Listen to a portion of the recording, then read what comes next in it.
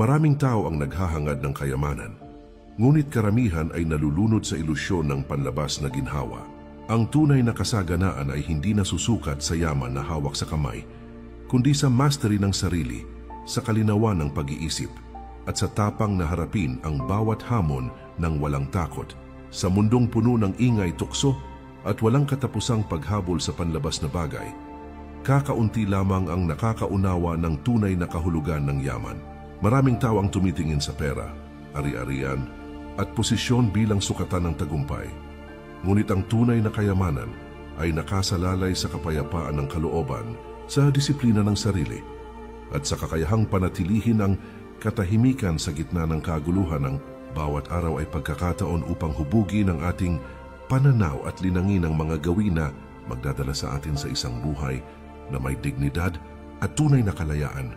Ang tunay na kasaganaan ay hindi nasusukat sa dami ng ari-arian, kundi sa kakayahang maging malaya sa labis na pagnanasa, sa takot at sa kawalan ng kontrol sa sarili. Ang yaman ay nagsisimula sa loob, sa isip at puso, bago ito lumitaw sa anumang panlabas na anyo. Ang bawat tamang hakbang sa pag-iisip at pagkilos ay pundasyon ng isang buhay na may kabuluhan at kabulusan. Gaya ng sinabi ni Marcus Aurelius, "Wealth consists not in having great possessions, but in having few wants." Ang kasaganaan ay hindi produkto ng kapalaran, kundi resulta ng disiplina, pananaw, at tamang gawin na pinili nating sundan sa bawat sandali ng ating buhay. Kaibigan at kapatid, muli, inaanyayahan kita na mag-subscribe sa ating channel para lagi kang updated sa mga bagong videos na aking gagawin at babago sa pananaw mo sa buhay. Sa bawat hakbang na ating tatalakayin, matutuklasan mo na ang yaman ay isang tanong ng isip at puso, at ang bawat habit na bubuo natin ay gabay patungo sa isang buhay na higit pa sa material na tagumpay. Ang mga habit na ito ay hindi simpleng tip o payo, sila ay mga prinsipyo na sinusunod ng mga nagtagumpay sa buhay hindi dahil sa kapalaran, kundi dahil sa disiplina, tamang pananaw, at walang takot na pagkilos. Habang ating tatalakayin ang bawat mindset, isiping ang bawat isa ay isang susi na magbubukas ng pintuan sa mas mataas na antas ng kaalaman, lakas ng loob, at yaman sa puso at isip. Number 1. Disiplina sa sarili. Ang kakayahang kontrolin ang sariling kilos, emosyon at pag-iisip ang pinakaunang hakbang patungo sa tunay na kayamanan. Sa mundong puno ng tukso, ingay at walang tigil na pagbabago, maraming tao ang nawawala sa landas dahil hinahayaan nilang kontrolin sila ng kanilang hilig, galit o takot. Ang disiplina sa sarili ang siyang nagbibigay ng katahimikan ng isip sa gitna ng kaguluhan at kalmadong puso sa harap ng krisis. Ito ang pundasyon ng bawat tamang desisyon at hakbang na magdadala sa atin sa isang buhay na may dignidad, kapayapaan at tunay na kalayaan. Ang disiplina sa sarili ay hindi lamang simpleng pagpigil sa kasiyahan o pag-iwas sa tukso. Ito ay malalim na pagpili araw-araw kung alin ang makakabuti sa atin at sa ating hinaharap. Kahit na mahirap, kahit na walang agarang gantimpala, ang pagpili ng tamang landas ay humuhubog sa ating karakter at nagbibigay daan sa isang buhay na puno ng layunin. Ang tao na may masteradong disiplina sa sarili ay may kakayahang iakma ang kanyang kilos, salita at isip ayon sa kanyang prinsipyo. Siya ay hindi alipin ng damdamin, hindi hinahabol ang pansamantalang kasiyahan, at hindi nagpapadala sa pag-aalala o takot. Ang tunay na kayamanan ay hindi nasusukat sa dami ng pera o ari-arian. Ito ay nasusukat sa kalayaan ng kalooban at kapangyarihan ng isip. Ang bawat hakbang ng disiplina ay hakbang patungo sa kasaganaan na hindi maaring agawin ng mundo, isang yaman na nananatili sa puso at isip anuman ang mangyari sa paligid. Gaya ng sinabi ni Epictetus, "No man is free who is not master of himself." Ang sinumang nagtataglay ng ganitong disiplina ay may kapangyarihan na hubugin ang sariling kapalaran. Siya ay may kakayahang gumawa ng tamang desisyon sa kabila ng tukso, maglakad sa landas ng layunin sa kabila ng pagsubok, at bumuo ng mga gawi na magdadala sa kanya sa mas mataas na antas ng buhay. Ang disiplina sa sarili ay pintuan patungo sa tunay na kalayaan, kapayapaan ng isip at kayamanang hindi nasusukat sa material na bagay, kundi sa kalidad ng buhay na kanyang ginagalawan. Number 2, pananaw sa pananalapi at kayamanan. Maraming tao ang naghahangad ng kayamanan, ngunit karamihan ay nalulunod sa ilusyon ng panlabas na ginhawa at maling paniniwala tungkol sa pera. Iniisip nila na ang dami ng ari-arian at halaga ng pera ang sukatan ng tagumpay at seguridad.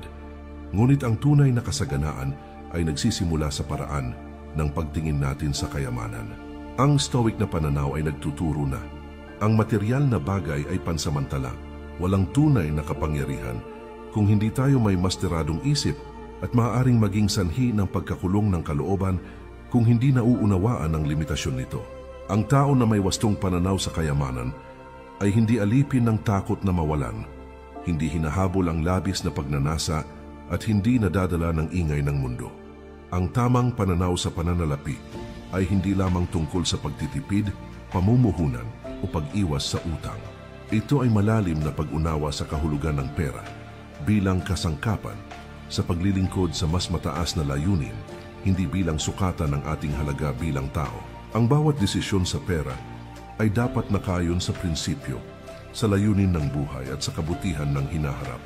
Ang pera at ari-arian ay mga instrumento lamang na nagbibigay daan upang magawa natin ang tamang bagay, lumikha ng positibong epekto sa ating sarili at sa iba, at patibayin ang ating kalayaan. Gaya ng sinabi ni Seneca, "It is not the man who has too little, but the man who craves more, that is poor." Ang tao na may tamang pananaw sa yaman ay nabubuhay ng payapa kahit sa kakaunting resources. Ang kanyang isip ay malaya. Ang kanyang puso ay hindi nakakulong sa pag-aalala o pagnanasa, at ang kanyang buhay ay may malinaw na direksyon. Nauunawaan niya na ang labis na paghahangad ng pera at material na bagay ay nagdudulot lamang ng pagkagapos sa sarili, samantalang ang wastong paggamit at pagpapahalaga sa bawat bagay ay nagbubukas ng pinto sa kasaganaan na higit pa sa material. Ang pagkakaroon ng tamang pananaw sa pananalapi ay nagtuturo sa atin na ang tunay na yaman ay hindi nasusukat sa dami ng hawak nating pera, kundi sa paraan ng paggamit, pag-unawa at pagpapahalaga natin sa bawat bagay sa buhay. Ang bawat hakbang na may malinaw na pananaw at prinsipyo ay hakbang patungo sa buhay na may layunin, katahimikan at tunay na kalayaan. Ito ang pundasyon ng isang buhay na hindi nalulunod sa takot o pagnanasa, kundi may kapayapaan, kontrol at kasaganaan sa puso at isip. Number 3, pagiging mapagpasensya at matiyaga. Ang kasaganaan sa buhay ay hindi dumarating sa isang iglap o sa pamamagitan ng madaling paraan. Maraming tao ang naghahangad ng tagumpay ng mabilis, ngunit karamihan sa kanila ay nawawala sa daan dahil hindi nila nauunawaan ang halaga ng pasensya at tiyaga. Ang mga tunay na nagtagumpay ay may kakayahang maghintay, magtiyaga, at manatiling matatag sa kabila ng mga hamon, kabiguan at paghihirap na hindi maiiwasan sa buhay. Ang pasensya at tiyaga ay hindi senyales ng kahinaan o kakulangan ng ambisyon, kundi ng lakas ng loob, mastery sa sarili at pangunawa sa proseso ng paglago. Sa mundong puno ng tukso, ingay at panghihikayat na mabilis ang magtagumpay, kakaunti lamang ang may kakayahang huminto, magnilay at magpatuloy ng may disiplina sa kanilang layunin. Ang pagiging matiyaga ay nangangahulugan ng malalim na pag-unawa na ang bawat hakbang, gaano man kaliit o tila walang bunga, ay mahalaga sa mas malawak na pag-unlad. Ang bawat pagkabigo, bawat pagkatalo at bawat paghihintay ay pagkakataon upang palakasin ang kalooban at linangin ang karakter. Ang taong may pasensya ay hindi nadadala ng panghihinayang o pagkadismaya sa hindi agad nakikitang resulta. Sa halip, ginagamit niya ang bawat karanasan bilang aral at pinipili niyang magpatuloy sa kanyang landas nang may katahimikan ng isip, tapang ng puso at malinaw na layunin sa isip. Gaya ng sinabi ni Epictetus, "No great thing is created suddenly, any more than a bunch of grapes or a fig. If you tell me that you desire a fig, I answer you that there must be time. Let it first blossom, then bear fruit, then ripen." Ang kasaganaan ay tulad ng bunga ng puno. Hindi ito namumunga agad, at ang bawat hakbang sa pagtatanim, pag-aalaga at paghihintay ay bahagi ng proseso na maghuhubog sa atin patungo sa tunay na kayamanan. Ang sino mang may pasensya ay natututo na hindi lahat ng bagay sa buhay ay mabilis o madaling makakamtan. Ang bawat hakbang patungo sa layunin, kahit mabagal, ay may halaga at bahagi ng mas malaking larawan ng tagumpay. Ang tao na may pasensya at tiyaga ay may kakayahang harapin ang mabagal at mahirap na landas na madalas pinapabayaan ng iba. Nauunawaan niya na ang tunay na yaman ay hindi lamang material kundi resulta ng dedikasyon, disiplina at katatagan sa pagharap sa buhay. Ang bawat hakbang, bawat maliit na desisyon at bawat sandali ng pagtitiis ay bumubuo ng pundasyon ng isang buhay na may layunin, dignidad at tunay na kasaganaan. Ang taong may ganitong mindset ay naglalakad ng may katahimikan ng puso, malinaw na isip at tiwala sa proseso dahil alam niya na ang bawat hakbang ay nagdadala sa kanya sa landas ng mas mataas na antas ng pag-unlad at kapayapaan. Number 4. Patuloy na pag-aaral at paglago ng sarili. Ang tunay na kayamanan ay hindi lamang nasusukat sa pera o material na bagay, kundi sa lalim ng kaalaman, sa kalinawan ng pag-iisip, at sa patuloy na paglago ng sarili. Ang mga taong nagtatagumpay sa buhay ay hindi tumitigil sa kanilang natutunan. Patuloy nilang hinuhubog ang kanilang isip, pinapalawak ang kanilang pananaw, at pinapanday ang kanilang karakter. Sa mundong mabilis ang pagbabago at puno ng impormasyon, ang kakayahang matuto at mag-adapt ay isa sa pinakamahalagang kasangkapan ng tunay na yamanang. Patuloy na pag-aaral at personal na paglago ay hindi lamang tungkol sa formal na edukasyon o pagkuha ng bagong kasanayan. Ito ay malalim na dedikasyon sa pag-unawa sa sarili, sa mundo sa paligid, at sa mga prinsipyo na nagbibigay direksyon sa buhay. Ang tao na may ganitong mindset ay hindi natatakot sa pagkakamali o kabiguan dahil bawat karanasan, mabuti man o masama, ay oportunidad upang matuto, lumago at magbago. Ang bawat bagong aral ay hakbang patungo sa mas mataas na antas ng katalinuhan, disiplina at kasaganaan sa buhay. Gaya ng sinabi ni Seneca, "As long as you live, keep learning how to live." Ang pag-aaral ay hindi nagtatapos sa pagtatapos ng paaralan o sa edad ng kabataan. Ang tunay na karunungan ay nagmumula sa walang tigil na paghahanap, pagmumuni-muni at pagninilay sa karanasan at kaalaman. Ang bawat hakbang sa pag-unlad ng sarili ay nagbubukas ng pinto patungo sa mas malalim na pag-unawa sa buhay, sa tao at sa mundong ating ginagalawan. Ang tao na may dedikasyon sa patuloy na pag-aaral ay nagiging mas handa sa anumang hamon at mas may kakayahang gumawa ng matalinong desisyon sa bawat aspeto ng buhay. Nauunawaan niya na ang yaman ay hindi lamang produkto ng pera, kundi resulta ng karunungan, disiplina at malinaw na pananaw. Ang bawat sandali ng pag-aaral, bawat bagong ideya at bawat hakbang sa personal na paglago ay naglalapit sa kanya sa buhay na may layunin, katahimikan at tunay na kasaganaan.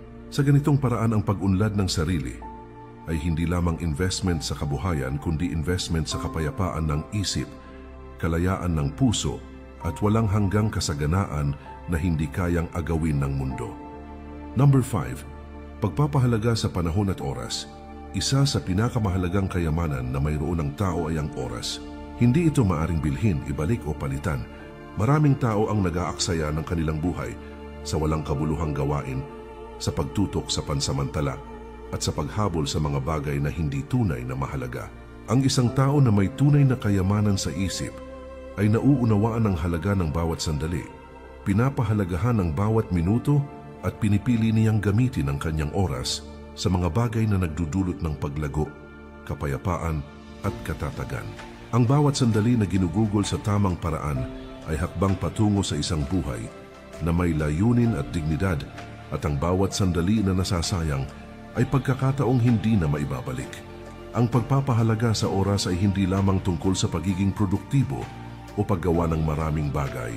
Ito ay malalim na pag-unawa sa kalidad at kabuluhan ng bawat kilos, salita at desisyon. Ang tao na may ganitong mindset ay hindi nag-aaksaya ng panahon sa ingay, walang saysay na alalahanin o sa mga bagay na hindi nakakatulong sa kanyang paglago.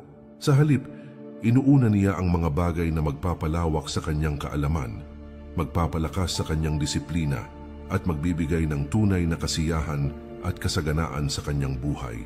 Nauunawaan niya na ang bawat oras ay pagkakataon upang itaguyod ang kanyang sarili, linangin ang kanyang isip at hubugin ang kanyang karakter sa paraang hindi matatamo ng material na kayamanan lamang. Gaya ng sinabi ni Seneca, "It is not that we have a short time to live, but that we waste a lot of it." Ang oras ay hindi dapat ituring na karaniwan o walang halaga. Ang bawat sandali ay oportunidad upang magtayo ng pundasyon ng karunungan, kapayapaan ng isip at kasaganaan na higit pa sa material na bagay. Ang bawat tamang paggamit ng oras ay hakbang patungo sa isang buhay na may layunin, katahimikan at dignidad. Ang bawat desisyon kung paano gugugulin ang oras ay nagpapakita ng kalidad ng ating pananaw, disiplina at mastery sa sarili. Ang tao na may pagpapahalaga sa oras ay natututo na piliin ang kanyang pakikisalamuha, gawain at iniisip ng may malinaw na layunin. Naiiwasan niya ang pagkaligaw sa tukso ng pansamantala, ang pagpapadala sa ingay ng mundo, at ang pagkapaso sa labis na pagnanasa. Nauunawaan niya na ang bawat minuto ay mahalaga at bawat desisyon ay may epekto sa hinaharap, at sa ganitong paraan ang oras ay nagiging kayamanang hindi maaring agawin, pundasyon ng karunungan at susi sa mas mataas na antas ng kalayaan, kapayapaan ng isip at tunay na kasaganaan sa bawat hakbang na kanyang ginagawa. Sa bawat sandali ng konsentrasyon at tamang paggamit ng oras, siya ay lumalapit sa isang buhay na higit pa sa material na kayamanan. Ang kanyang mga desisyon ay nagbubunga ng kapayapaan, ang kanyang isip ay malinaw, at ang kanyang puso ay malaya. Sa ganitong paraan, ang paggalang at pagpapahalaga sa oras ay hindi lamang kasanayan kundi isang paraan ng pamumuhay na humuhubog sa atin upang maging mas mayaman, mas malaya, at mas ganap sa bawat aspeto ng buhay. Number 6. Pagpapahalaga sa kalusugan ng isip at katawan. Ang tunay na kayamanan ay hindi nasusukat sa dami ng pera o material na bagay, kundi sa kalusugan ng isip at katawan. Walang halaga ang pera kung ang katawan ay mahina, ang isip ay magulo, at ang puso ay puno ng takot o alalahanin. Ang tao na may masteradong mindset ay nauunawaan na ang kalusugan ay pundasyon ng lahat ng tagumpay at kasaganaan. Ang bawat tamang gawi sa pangangalaga sa katawan at isip ay hakbang patungo sa buhay na may layunin, katatagan at kapayapaan. Ang pagpapahalaga sa kalusugan ay hindi lamang tungkol sa pagkain ng tama o pag-eehersisyo. Ito ay malalim na pangangalaga sa sarili, pag-unawa sa limitasyon, at pagtutok sa balanseng pamumuhay. Ang tao na may ganitong mindset ay nagbibigay pansin sa kanyang mental at emosyonal na kalagayan, tinutulungan ang sarili na manatiling kalmado sa harap ng stress at tukso, at pinipili ang mga gawi na nagpapalakas sa kanyang katawan, nagpapalinaw ng isip, at nagpapayapa sa puso. Ang bawat hakbang ng pangangalaga sa sarili ay hindi lamang pagpapabuti sa pisikal na kalagayan, kundi isang pagpapalago ng kapangyarihan, disiplina, at kakayahang harapin ang anumang hamon sa buhay. Gaya ng sinabi ni Marcus Aurelius, "You have power over your mind, not outside events. Realize this, and you will find strength." Ang kapangyarihan ng tunay na kasaganaan ay nagsisimula sa loob, sa kakayahang kontrolin ang sarili, at sa pagtutok sa kung ano ang maaari nating baguhin at pagbutihin. Ang pagpapahalaga sa kalusugan ng isip at katawan ay nagbubukas ng pinto patungo sa mas mataas na antas ng kalayaan, produktibidad, at kasiyahan sa buhay. Ang tao na may ganitong mindset ay natututo na ang tunay na kayamanan ay nagmumula sa balanseng buhay. Naiiwasan niya ang labis na pagod, ang labis na stress, at ang pagkaalipin sa pansamantalang kasiyahan. Ang kanyang katawan at isip ay kasangkapan ng disiplina, paglago at malinaw na pananaw. Sa bawat sandali na ginugugol niya sa pagpapaunlad ng sarili, sa tamang pahinga, sa tamang nutrisyon at sa tamang mental na gawi, siya ay lumalapit sa tunay na kasaganaan na higit pa sa material na bagay. Ang pagpapahalaga sa kalusugan ng isip at katawan ay hindi lamang responsibilidad kundi isang paraan ng pamumuhay. Ito ang pundasyon na magpapalakas sa atin upang harapin ang bawat hamon, gumawa ng tamang desisyon at mamuhay ng may layunin at kapayapaan. Ang bawat hakbang sa pangangalaga sa sarili ay hakbang patungo sa kalayaan, kasaganaan at isang buhay na ganap sa bawat aspeto ng pagkatao. Number 7. Pagpapahalaga sa relasyon at komunidad. Ang tunay na kayamanan ay hindi lamang nasusukat sa kung ano ang hawak natin sa sarili, kundi sa kalidad ng ugnayan natin sa ibang tao. Walang sino man ang nabubuhay na ganap sa sarili lamang. Ang tao na may masteradong isip at tunay na kayamanan ay nauunawaan ang kahalagahan ng relasyon, pagtutulungan at pagbibigay ng halaga sa komunidad.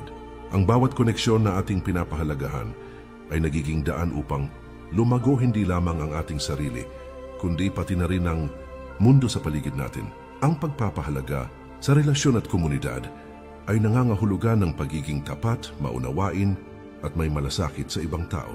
Ang tao na may ganitong mindset ay hindi inuubos ang kanyang oras sa walang saysay na alitan o inggit. Sa halip, inuunan niya ang pakikipagtulungan, pagbuo ng tiwala at pagtulong sa iba. Ang bawat gawaing nakatuon sa kabutihan ng komunidad ay hakbang patungo sa mas mataas na antas ng kasaganaan na hindi lamang material kundi moral at espiritual. Gaya ng sinabi ni Marcus Aurelius, "What we do now echoes in eternity." Ang bawat mabuting relasyon, bawat salita ng pagpapahalaga at bawat gawa ng kabutihan ay nagiiwan ng bakas na magpapatibay sa atin at sa mga tao sa paligid natin.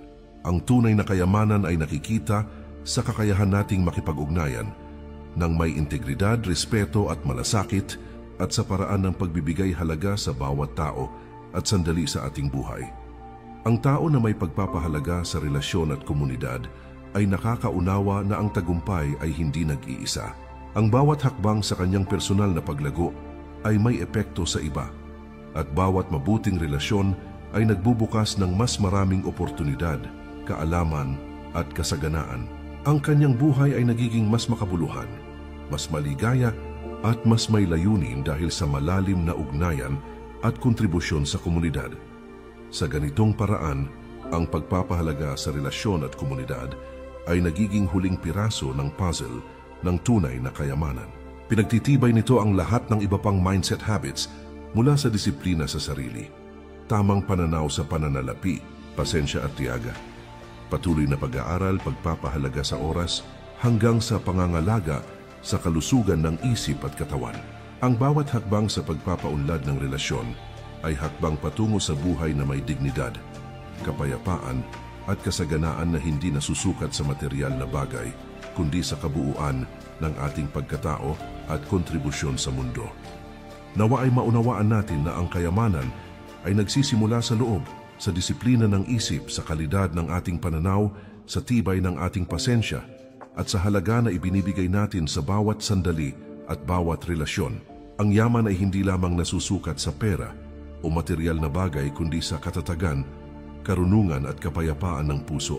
Ang bawat habit na ating pinag-aralan ay parang susi na nagbubukas ng pinto patungo sa isang buhay na may dignidad, layunin at tunay na kalayaan.